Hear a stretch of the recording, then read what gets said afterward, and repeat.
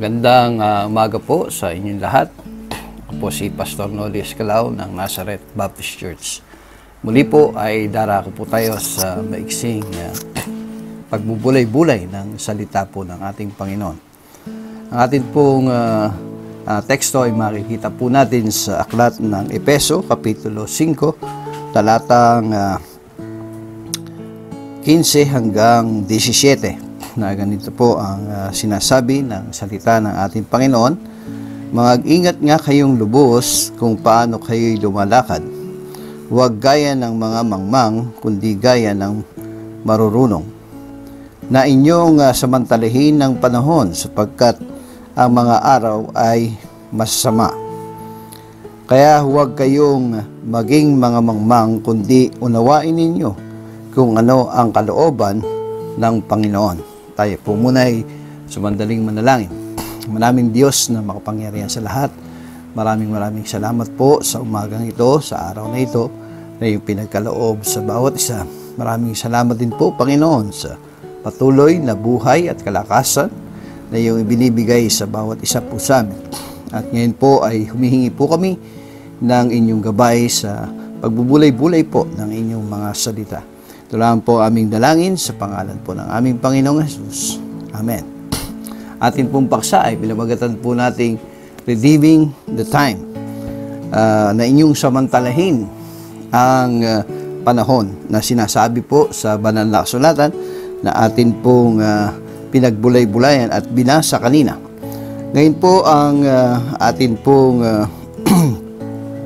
paksa ay tungkol po sa mga panahon na kasalukuyan na natin naman pong makikita at maririnig na ang ating mundo ay talagang pasama ng pasama at ang kasakiman ng tao ay patuloy na lumalala, no? Gaya ng mga bansa sa ating paligid na talaga namang nangangamkam ng hindi sa kanila, no? At lahat ng mga nasa paligid nila ay gusto ay maging sa kanila. Ayan. So maririnig din naman po natin sa balita kung ano ang mga nangyayaring mga kaguluhan sa iba't ibang lugar, sa iba't ibang mundo, bansa na atin pong mapapakinggan sa mga balita, sapagkat ito nga po ay isa rin sa mga tanda ng pagdating ng ating Panginoon, na gaya nga po ng sinasabi sa 2 Timothy chapter 3 ay atin pong makikita ron na ganito ang sinasabi sa chapter 3 verse 1 ay pasimulan po natin. Datapwat alamin mo ito na sa mga huling araw ay darating ang mga panahong mapanganib, sapagkat ang mga tao ay magiging maibigin sa kanilang sarili, maibigin sa salapi, mayayabang, mga mapagmalaki, mapagtungayaw, masuwayin sa magulang, mga walang turing, mga walang kabanalan, walang katutubong pag-ibig, mga walang paglulubag, mga palabintangin, mga walang pagpipigil sa sarili, mga mabangis, hindi mga maibigin sa mabuti, mga lilo, mga matitigas ang ulo, mga palalong mga maibigin sa kalayawan, kaysa mga maibigin sa Diyos, na may anyo ng kabanalan, datapwat tinanggihan ang kapangyarihan nito. Lumayo ka rin naman sa mga ito, sapagkat sa mga ito ang manggagapang sa mga bahay at binibihag ang mga babaeng haling na lipos ng mga kasalanan, hinihila ng mga iba't ibang pita, na laging nagsisipa aral at kailan paman ay hindi nakakarating sa pagkaalam ng katotohanan. So purihin po pagbabasa ng salita ng Panginoon. So makikita po natin na ang panahon ay talagang pasama ng pasama, mula pa ng isinulat ng mga alagad ay sinasabi na ang panahon ay mapanganib.